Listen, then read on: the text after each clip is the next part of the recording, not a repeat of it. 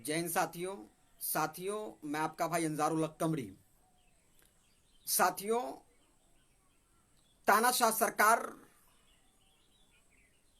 जिस तरह से तानाशाही पूरे देश के अंदर बढ़त रही है, हिटलर शाही चल रही है और अपने दमनकारी के बदौलत, दमनकारी की वजह से और अपने सत्ता के अहंकार में आए दिन दलितों पर, मुसलमानों पर और छोटी जातियों पर अत्याचार करवा रही है, उसको उत्पीड़न करवा रही है और उस पर जुल्म सितम कर रही है।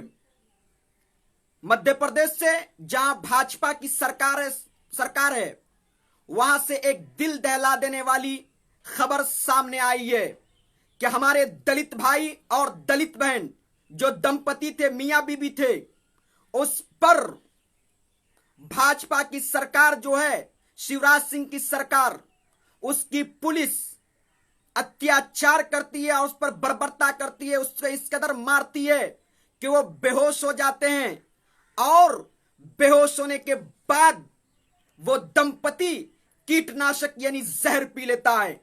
बताइए, जानने की कोशिश करिए कि आखिर उसका जुर्म क्या था। आइए हम सबसे पहले आपको वो वीडियो दिखाते हैं जिसमें ये वाजे हो रहा है कि किस तरह से उस दंपति के साथ, जो हमारी दलित भाई और बहन है, उसके साथ अत्याचार किया जा रहा, उस पर पुलिस डंडे बरसा रही है, उसके साथ बर्बरता कर रही है। आपको वीडियो हम दिखाते हैं कि वीडियो देखिए।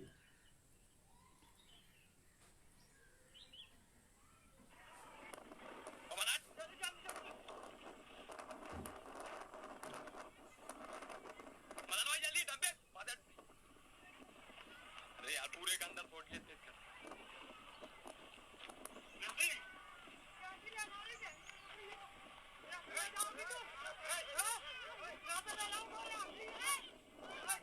अब तोड़ तो दो जाके,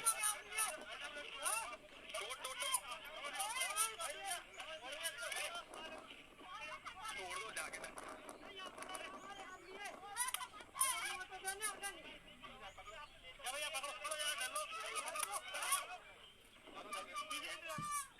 साथियों, जैसा कि आपने वीडियो में देखा, ये वीडियो में जो तस्वीर आप देख रहे हैं ये मध्य प्रदेश की है, जहां भाजपा की सरकार है और वहां के मुख्यमंत्री शिवराज सिंह हैं। बताइए, और ये घटना ग्वालियर, मध्य प्रदेश के ग्वालियर शहर गुना की है। ये दंपति का क्या जुर्म था कि ये भाजपा की पुलिस जो भाजपा के इशारे पर चलती है कि उसे इस कदर बेरहमी से बर्बरता के साथ मारा गया। क्यों मारा गया? क्या इसका ये जुर्म था कि वो दलित समाज से आते हैं? क्या दलित होना इस देश में जुर्म है? आखिर नहीं तो फिर उसके साथ इस कदर बर्बरता क्यों की गई? उस पर क्या इल्जाम लगाया गया? उससे कहा गया इसलिए पुलिस मारती है, कहता है कि सरकारी जमीन पर वो फसल उगाए हुआ था। बताइए कि 3 लाख रुपया लेकर राम कुमार अहिरवार और सावित्री देवी जो उसकी बीवी है, ये 3 लाख रुपया लोन पे लेकर ये फसल उगाती है। और ये फसल ऐसे नहीं उगाती है बल्कि किसी ठेकेदार से पट्टे पर यानी किराए पर जमीन लेता है। तो बताइए, जिस ठेकेदार से, जिस भूमाफिया से उन्होंने पट्टे पर जमीन ली, किराए पर जमीन ली, कार्रवाई तो भूमाफिया पे होनी चाहिए थी, ठेकेदार पे होनी चाहिए थी। इस दंपति पे क्यों इस कदर बर्बरता की गई? क्यों इस पर लठ चलाया गया? क्यों इसके साथ अन्याय किया गया? क्या यही देश के विश्व गुरु बनाने की आप बात करते हैं कि आप एक जो है दलित समाज से आने वाले पर आप दलित होने की सजा दें और दलित पर आप अत्याचार करें, आपकी पुलिस बर्बरता करे? बताइए, कार्रवाई तो भूमाफिया पे होनी चाहिए थी, कार्रवाई तो ठेकेदार पे होनी चाहिए थी जिसने उसे किराए पर जमीन दी। बताइए, 3 लाख रुपए का लोन लेकर फसल उगाता है राम कुमार और सावित्री देवी, और पुलिस जाती है और लाठी और डंडे से बर्बरता के साथ उसे मारती है और उसे इस कदर मारती है कोई बेहोश हो जाता है। फिर उसके फसल पर, उगी हुई फसल पर जेसीबी चलाकर उसकी फसल को तबाह बर्बाद कर देता है। ये अहंकार, दमनकारी और तानाशाह सरकार की पुलिस ये उसके फसल को बर्बाद करता है। फिर उसका भाई बचाने जाता है तो उसके भाई को भी लाठी से मारा जाता है। फिर आखिरकार वो मायूस होकर, तंग आकर वो कीटनाशक जहरीली पदार्थ पी लेता है। फिर बच्चा जब वो बेहोश हो जाता है तो उसका बच्चा उसे गोद में लेकर रोता है, बिलखता है। तो बच्चे को भी उसकी पुलिस गालियां देती है, उसके अशब्द भाषा का बच्चों के साथ प्रयोग करती है और उसके साथ भी बर्बरता करती है। बताइए मोदी जी, बताइए कि आप किस दलित की बात कर रहे थे, किस दलित को इंसाफ दिलाने की बात कर रहे थे।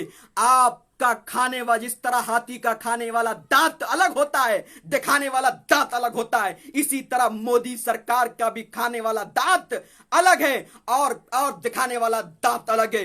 क्योंकि यही मोदी जो कहीं ना कहीं ढोंगी है, झूठ बोलता है, जुमलेबाज है, ये मोदी जाता है और दलित का पैर धोता है और चुनाव अभियान में कहता है कि दलितों पर वार बर्दाश्त नहीं होगा, दलितों पर अत्याचार बर्दाश्त नहीं होगा। मोदी जी, तो फिर बताइए कि मध्य प्रदेश के अंदर दंपति दलित पर जो अत्याचार हुआ, उसके साथ बर्बरता हुई, उस पर यह जुल्म सितम किया गया और उसको बेरहमी से आपकी पुलिस मारती है, क्या इस पर भी कोई कार्रवाई होगी? मैं सारे देशवासियों से और खुसूसी तौर पर दलित भाइयों और मुसलमान भाइयों और ओबीसी जाति जो छोटी पिछड़े वर्ग से आते हैं, मैं उन सारे लोगों से कहता हूं, आप लोग एकजुट होइए और ये दंपति पर जो तानाशाह सरकार की पुलिस ने जुल्म की है, बर्बरता की है और उस पर जो अत्याचार की है और उसे बेरहमी से मारिए, उसके खिलाफ आप आवाज बुलंद करिए, सड़कों पर उतरिए, क्योंकि दलितों पर अत्याचार होगा, हम मुसलमान बर्दाश्त नहीं करेंगे। क्योंकि दलित इस देश के असल निवासी हैं और दलित हमारे भाई हैं और दलित पर अत्याचार हो, ये हम मुसलमान बर्दाश्त नहीं करेंगे।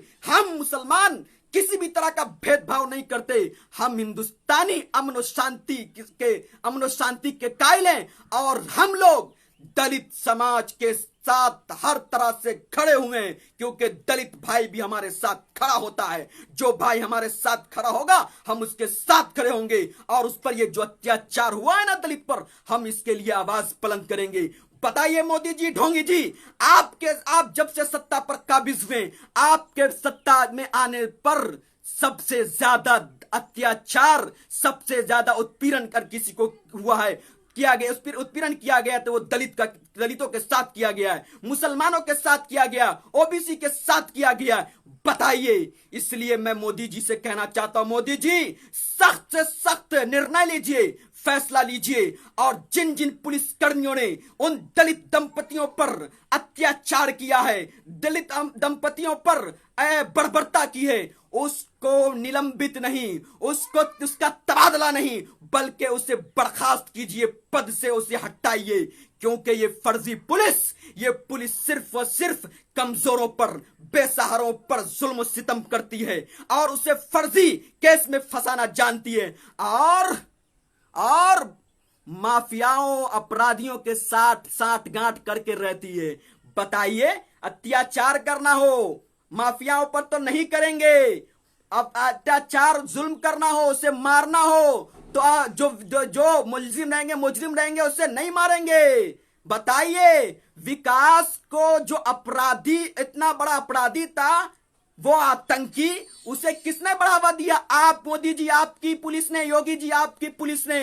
क्योंकि विकास यूं ही पैदा नहीं हुआ, विकास यूं ही इतना बड़ा कुख्यात आतंकी नहीं बना था, बल्कि कहीं ना कहीं आपके पुलिस के सहयोग से, आपके पुलिस के समर्थन से, आपके पुलिस के संरक्षण में और आपके शासन का, आपके सरकार के संरक्षण में वो पला भड़ा और वो इतना बड़ा आतंकी कुख्यात बना। नतीजतन विकास दुबे आतंकी ने हमारे 8 पुलिसकर्मियों को शहीद कर दिया और अब उसकी असल जांच नहीं हुई, बल्कि उसका फर्जी इनकाउंटर करके उसे दफन कर दिया गया। क्योंकि सरकार अगर वो जिंदा होता तो जो अफसर खाकी और खादी और राजनेताओं के जो वो राज को जानता था, वो उसको खुलासा करता। जिससे बड़े बड़े अफसर, बड़े बड़े खाकी और खादीदार फंसते और वो जेल के सलाखों के पीछे होते। मैं तो कहता हूं कि ये पुलिस जो है ना, हम कहते हैं कि ये हिजड़े हैं कहीं ना कहीं, क्योंकि ये पुलिस सिर्फ और सिर्फ बेकसूरों पर, गरीबों पर, मुसलमानों पर, दलितों पर, ओबीसियों पर जुल्म करती है, उस पर फर्जी इल्जाम लगाती है और उसका इनकाउंटर करती है। और जो बड़े बड़े अपराधी होते हैं, बड़े बड़े कुख्यात होते हैं, बड़े बड़े देश के जो गद्दार होते हैं, उससे कहीं ना कहीं साठ काट करते हैं। देवेंद्र सिंह था, अफसर था ना, डीएसपी था, वो बताइए हिजबुल मुजाहिदीन के 3 आतंकियों के साथ पकड़ा जाता है। आतंकियों के साथ साठगांठ था ना, उस पर कार्रवाई कीजिए। साथ ही मैं देशवासी से अपील करता हूं कि यह सरकार दलित विरोधी है, यह सरकार मुसलमान विरोधी है, यह सरकार ओबीसी विरोधी है। इस सरकार को उखाड़ फेंकने के लिए, इस सरकार को सत्ता से हटाने के लिए दलित भाई, मुसलमान भाई और ओबीसी भाई एकजुट हो जाइए, क्योंकि ये सरकार दलितों पर अत्याचार कर रही है, मुसलमानों पर अत्याचार कर रही है, यह सरकार ओबीसीयों पर अत्याचार कर रही है, जिसे हम बर्दाश्त नहीं करेंगे। बताइए, बिहार के अंदर एक ज्योति दिल्ली से चलकर आती है तो उसे इनाम देती है दोगली भड़वा दलाल मीडिया, उस पर डिबेट करती है और उसका इंटरव्यू लेती है। एक हमारी ज्योति पासवान बहन बिहारी के अंदर, उसका रेप करके उसका मर्डर कर दिया जाता है, अभी तक उसे इंसाफ नहीं मिला है। हम उस ज्योति बहन को भी इंसाफ दिलाने के लिए आवाज उठाते हैं, आवाज उठाते रहेंगे। और जो मध्य प्रदेश के अंदर दलित दंपति भाई बहन जो मियां बीवी थी, उस पर अत्याचार हुआ है, उसके खिलाफ भी हम आवाज उठाएंगे, क्योंकि हम मुसलमान दलित भाइयों के साथ हैं।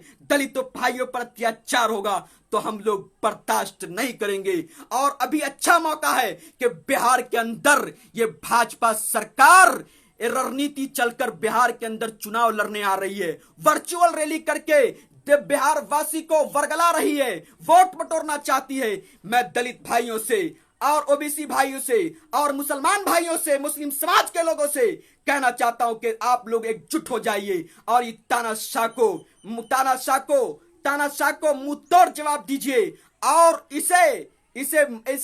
इसे मतलब नाकार कर, इसे वोट ना देकर भाजपा की सरकार, जो गठजोड़ वाली सरकार चल रही है बिहार के अंदर, उसे उखाड़ फेंकिए और गैर बीजेपी की सरकार लाइए जो देश हित में बात करे, दलितों की रक्षा करने की जिम्मेदारी ले, जो मुसलमान की रक्षा करने की जिम्मेदारी ले, जो ओबीसी की रक्षा करने की जिम्मेदारी ले। जो सरकार, जो तानाशाह सरकार दलितों, मुस्लिमों और पिछड़े वर्ग के लोगों पर अत्याचार कर रही है, उसे आप बिहार से उखाड़ फेंकिए। और एक बात याद रखिए कि यह सरकार कहीं ना कहीं बिहार के अंदर एक मर्तबा फिर ईवीएम सेटिंग कर सकती है, इसलिए ईवीएम के खिलाफ भी आवाज बुलंद करिए और मांग करिए कि बिहार के अंदर चुनाव होगा तो हम लोग एक ही सूरत में वोट देंगे, एक ही सूरत में मतदान करेंगे कि बैलेट पेपर से चुनाव हो, ईवीएम से चुनाव होगा तो हम मतदान नहीं करेंगे, हम वोट नहीं करेंगे, क्योंकि ये बीजेपी सरकार ईवीएम को हैक करके कहीं ना कहीं चुनाव अभियान का, चुनावी समीकरण का दुरुपयोग करना चाहती है और दुरुपयोग करके ये सरकार एक मर्तबा फिर बिहार के अंदर सरकार बनाना चाहती है। इसलिए आप बिहार वासी होशियार हो जाइए, ईवीएम का बाइकाट करिए और बैलेट पेपर की मांग करिए कि बिहार के अंदर चुनाव होगा तो ईवीएम से नहीं, बैलेट पेपर से होगा। बैलेट पेपर से होगा, जो ही बैलेट पेपर से होगा, हम यकीन दिलाते हैं और आप लोग को बता देना चाहते हैं कि एक भी सीट नहीं सरकार जीत पाएगी ये भाजपा सरकार और ये पलटू राम। बल्कि अगर सरकार यहां कोई किसी की बनेगी और किसी की जीत हकीकी माने में होगी तो वो गैर भाजपा की होगी। इसलिए ईवीएम के खिलाफ उठिए, ईवीएम के खिलाफ आवाज बुलंद करिए, बैलेट पेपर की मांग। दलित दंपति पर जो मध्य प्रदेश के अंदर अत्याचार हुआ है उसके खिलाफ आवाज बुलंद करिए, उसके खिलाफ विरोध करिए, उसके खिलाफ प्रदर्शन करिए और उसके इंसाफ तक इंसाफ के लिए लड़ाई लड़िए, क्योंकि दलित हमारे भाई हैं। दलितों पर अत्याचार होगा, हम मुसलमान बर्दाश्त नहीं करेंगे। सत्ता तेरे जुल्म बड़े तो अपनी भी तैयारी है। लोकतंत्र की रक्षा खातिर हम जनता तुम पर भारी है। जो तुम लोकतंत्र का दुरुपयोग करके, जो संविधान को उल्लंघन करके यानी कानून की धज्जियां उड़ा रहे हो और एक बेयानी किसी समुदाय, जात और बात और धर्म के नाम पर भेदभाव करके जो तुम किसी पर अत्याचार करवा रहे हो, किसी के साथ बर्बरता करवा रहे हो, हम देशवासी ये बर्दाश्त नहीं करेंगे। और हम दलित और मुस्लिम समाज के लोग एकजुट होकर तुम्हारी तानाशाही और तुम्हारी हिटलरशाही, तुम्हारी दमनकारी का मुकाबला करेंगे। क्योंकि तुम जो सोच रहे हो कि संघी का विचार इसे इस देश में, संघी का विचार को इस देश में लागू करे और नागपुर के हेडक्वार्टर में जो कानून बनता है उसको यहाँ की जनता पर थोपे, तो याद रख लो मोदी और अमित शाह जी कि हम देशवासी कभी भी तुम्हारे इस मिशन को में तुम्हें कामयाब नहीं होने देंगे। क्योंकि देश के अंदर भीमराव अंबेडकर का बनाया हुआ ही कानून चलेगा। और ये बात मैं कहता और कहता रहूंगा, क्योंकि देश के अंदर भीमराव अंबेडकर का कानून चलेगा और वो कानून किसी के साथ भेदभाव करने की अनुमति नहीं देता, इजाजत नहीं देता। तो फिर तुम कौन होते हो जो तुम किसी जात पात और धर्म के नाम पर भेदभाव करो और तुम एक समाज के लोगों पर, चाहे दलित हो चाहे मुसलमान हो, उस पर तुम अत्याचार करो और पुलिस से अत्याचार करवाओ। मैं मोदी जी से और मध्य प्रदेश के शिवराज सिंह से अपील करता हूं, आप उस पुलिस पर कार्रवाई करिए और उसकी निष्पक्ष जांच करिए।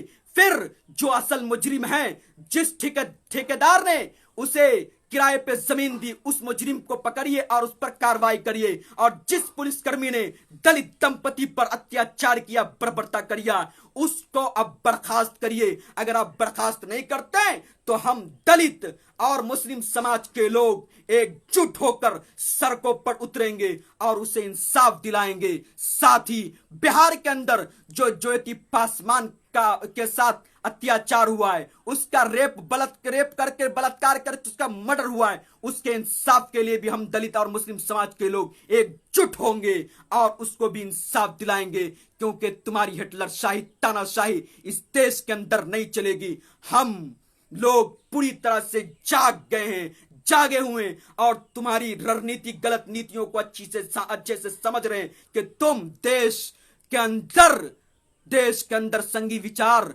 और संघी का बनाया हुआ कानून लाने की प्रयास कर रहे हो। लेकिन हम दलित और मुस्लिम समाज और तमाम देशवासी तुमको इस मिशन में कामयाब नहीं होने देंगे, बल्कि तुम्हारी गलत नीतियों का विरोध करेंगे। और हम दलित और मुसलमानों मुस्लिम समाज पर जो अत्याचार होगा, हम उसका खुलकर मुकाबला करेंगे, उसका डटकर तुम्हारी इस गलत नीतियों का और इस अत्याचार का मुकाबला करेंगे और विरोध करेंगे और इंसाफ तल्लुक लड़ाई लड़ेंगे। जय हिंद, जय भारत।